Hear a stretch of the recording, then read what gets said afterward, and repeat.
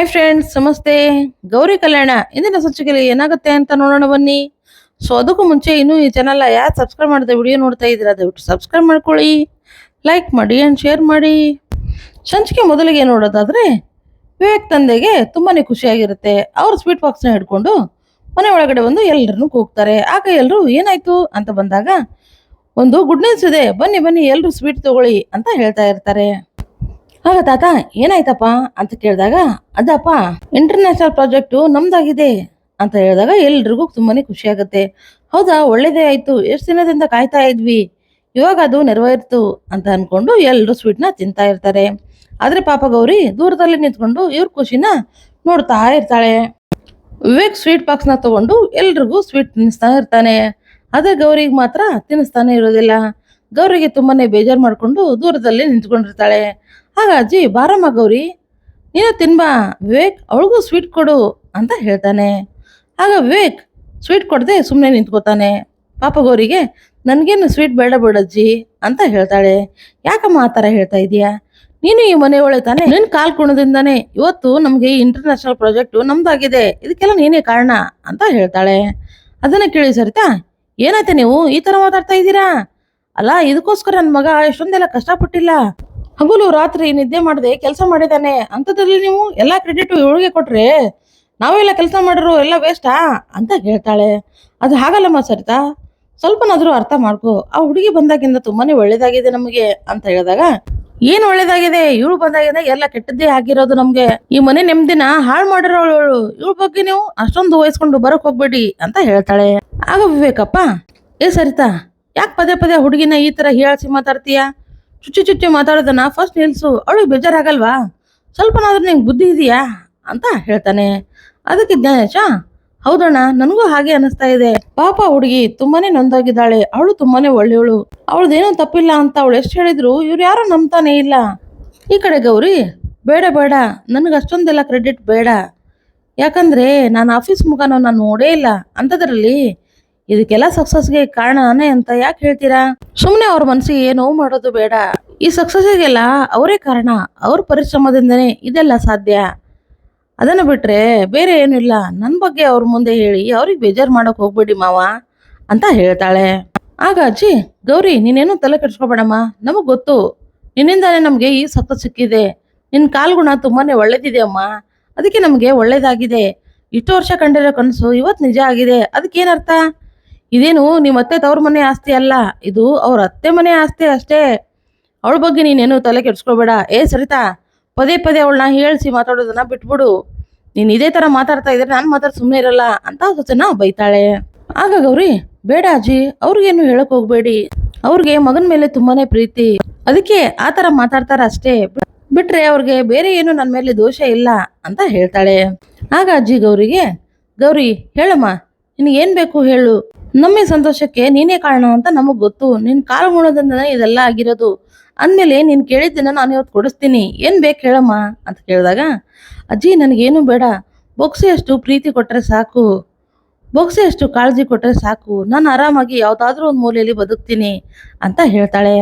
ಈ ಕಡೆ ವಿವೇಕ್, ಓ ಇವಳಂತೂ ಪಕ್ಕಾ ಡ್ರಾಮಾ ಕ್ವೀನ್, ಇವಳು ಎಲ್ಲಿಗೇನು ಬಟನ್ ಆನ್ ಮಾಡಿದ್ರೆ ಏನಾಗುತ್ತೆ ಅಂತ ಎಲ್ಲ ಗೊತ್ತು ಇವಳಿಗೆ ಅಂತ ಮನ್ಸಲ್ಲೇ ಮಾತಾಡ್ಕೋತಾ ಇರ್ತಾನೆ.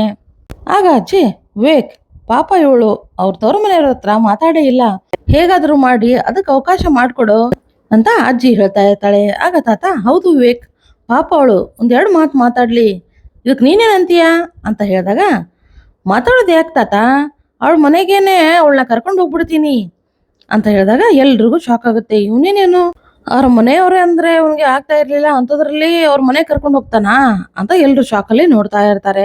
ಆಗ ಸರಿತಾ, ಹೇ ವಿವೇಕ್, ತಲೆ ಕೆಟ್ಟಿದ್ದೇನೋ ನಿನಗೆ, ಏನ್ ಮಾತಾಡ್ತಾ ಇದೀಯ ನೀನು, ನೀನ್ ಹೋಗಿ ಅವ್ರ ಮನೆಯವ್ರ ಹತ್ರ ನಿಂದಿರ್ತೀಯಾ, ನಿನ್ ನಾಚಿಕೆ ಆಗಲ್ವೇನೋ ಅಂತ ಕೇಳ್ತಾಳೆ. ಅದು ಹಾಗಲ್ಲಮ್ಮ, ಪಾಪ ಅವಳು ತುಂಬಾನೇ ದಿವಸ ಆಯ್ತಲ್ಲ, ಅವ್ರ ಮನೆಯವ್ರ ಮುಖನ ಅವಳು ನೋಡಿಲ್ಲ, ಹಾಗಿದ್ಮೇಲೆ ಹೋಗಿ ಬರ್ತೀನಿ ಬಿಡು ಅಂತ ಹೇಳ್ತಾಳೆ. ಅದಕ್ಕೆ ಸರಿತಾ, ಏನು ಬೇಕಾಗಿಲ್ಲ, ನೀನು ಹೋಗೋದು ನನಗೆ ಇಷ್ಟ ಇಲ್ಲ, ನೀನು ಹೋದ್ರೆ ಆಗೋಯ್ತು ನೋಡು ಅಂತ ಹೇಳ್ತಾಳೆ.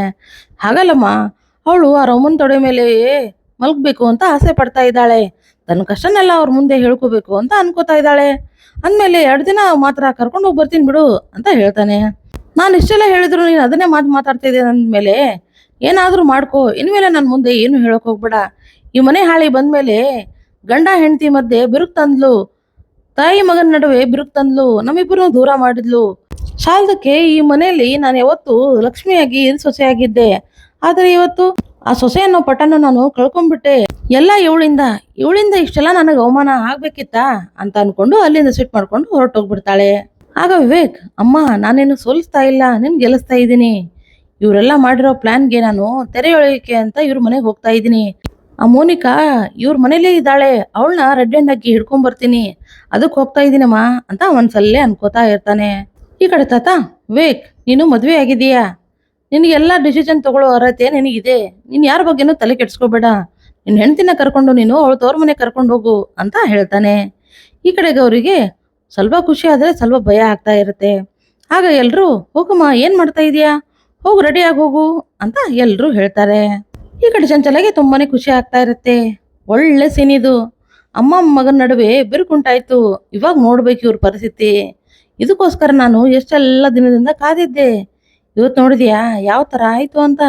ಈ ಸರಿತನ್ಗೆ ಇನ್ನೂ ಆಗ್ಬೇಕು, ಇನ್ನು ಇವಳು ಸಿಟ್ಟು ಮಾಡಿಕೊಂಡು ಮೂಲೆಯಲ್ಲಿ ಬಿದ್ದಿರಬೇಕು.